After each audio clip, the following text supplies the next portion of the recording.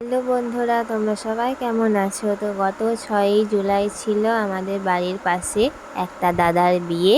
তো দেখো, আমরা 12টার সময় গিয়েছিলাম। তো তারপর মুড়ি খাওয়া দাওয়া করলাম। আমার একারই নিমন্ত্রণ ছিল।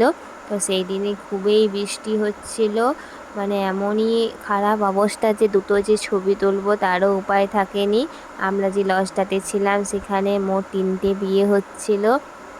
তো তারপরে একটেশ্বর দিকে একটু গেলাম।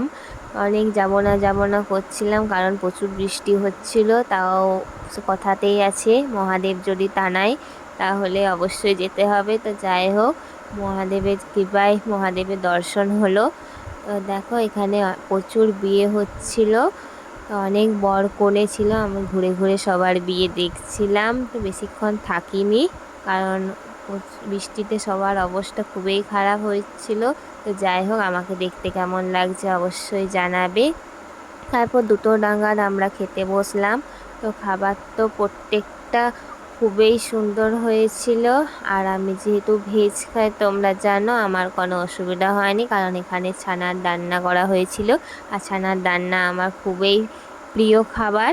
তো যাই হোক, খাওয়া দাওয়া করে বাড়ি এলাম 3টে 3:30 নাগাদ। তো আজ এইটুকুই। হর হর মহাদেব, সবাই ভালো থেকো।